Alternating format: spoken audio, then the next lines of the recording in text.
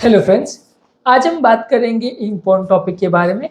लौंग यानी क्लोव्स को बहुत लोग रिकमेंड करते हैं डाइट के हिसाब से, शुगर कम करने के हिसाब से, ब्लड को पतला करने के हिसाब से काफ़ी अच्छा प्रोडक्ट है, लेकिन इसके कुछ नुकसान भी हो सकते हैं।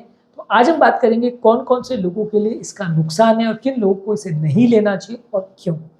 टॉपिक पर जाने से पहले जो लोग हमारे चैनल पर नए हैं उन्हें रिक्वेस्ट करूँगा कि चैनल को सब्सक्राइब करें, वीडियोज़ को लाइक और शेयर करें। सबसे पहले तो ये है कि कुछ लोगों को इससे एलर्जी हो सकती है। इसे अगर एलर्जी किसी को है तो उसे चकत्ते पड़ सकते हैं, रैशेस हो सकते हैं, खुजली हो सकती है, स्वेलिंग हो सकती है। बहुत ज़्यादा मात्रा में अगर किसी को एलर्जी है इससे तो एनाफाइलैक्टिक शॉक हो सकता है, सांस लेने में तकलीफ हो सकती है, जान का खतरा भी हो सकता है। तो यदि आपको इससे एलर्जी है तो इसे ज़्यादा नहीं लेना चाहिए।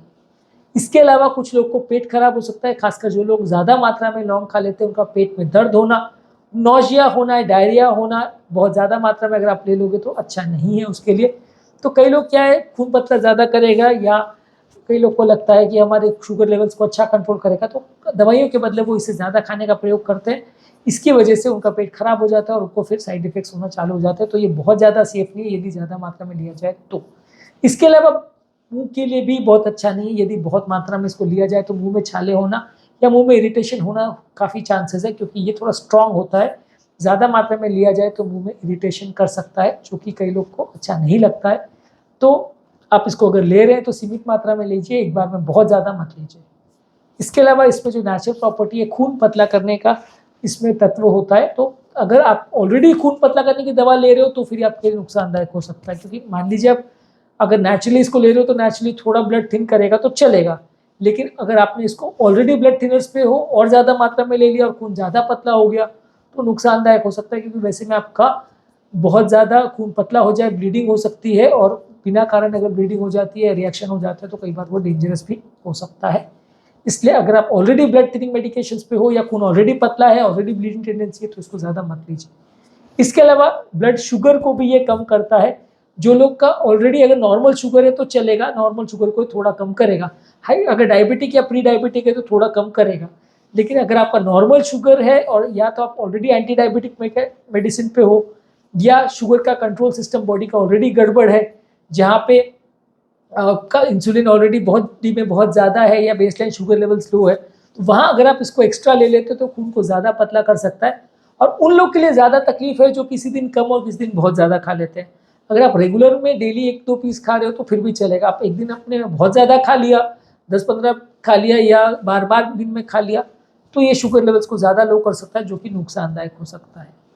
इसके अलावा ये बहुत ज़्यादा मात्रा में लेने में लिवर के लिए भी टॉक्सिक है। बहुत ज़्यादा मात्रा में यदि आप लौंग का एक्सट्रैक्ट लेते हो तो लिवर की हेल्थ के लिए अच्छा नहीं है। जिन लोगों को ऑलरेडी लिवर का प्रॉब्लम है या लिवर के लिए टॉक्सिक मेडिसिन ले रहे हैं या जिनको ऑलरेडी फैटी लिवर या लिवर से रिलेटेड सीरोसिस या इन्फेक्शंस वगैरह हैं, उनको ये दवा नहीं लेनी चाहिए। उसको लौंग ज़्यादा नहीं लेना चाहिए, नहीं तो वो लिवर के लिए अच्छा नहीं है और नुकसानदायक हो सकता है, खासकर उन लोग के लिए जो ज़्यादा कॉन्सेंट्रेटेड या ज़्यादा मात्रा में इसको लेते हैं।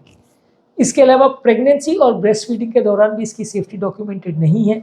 माँ और बच्चे की हेल्थ के लिए कैसा फ़ायदा या नुकसान कर सकता है, उनका खून पतला करने में या शुगर कम करने में क्या इसका योगदान हो सकता है और वो किस तरह से उनको नुकसान पहुंचा सकता है, इस पर कभी कोई स्टडी नहीं की गई है, इसलिए इसकी सेफ्टी प्रेगनेंसी में डॉक्यूमेंटेड नहीं है।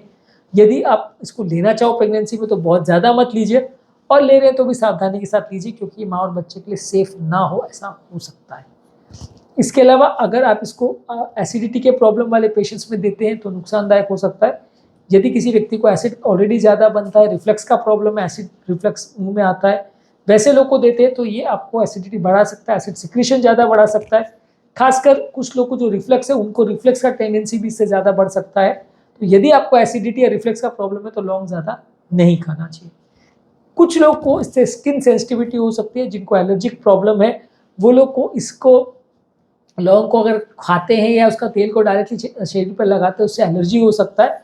और इससे अगर आपने डायरेक्टली लगाया बिना किसी कैरियर के या बिना किसी और एजेंट के, अगर इसको डायरेक्टली आपने लौंग का तेल स्किन पे लगाया तो एलर्जिक रिएक्शंस हो सकते हैं, जो कि कभी कभार डेंजरस हो सकते हैं।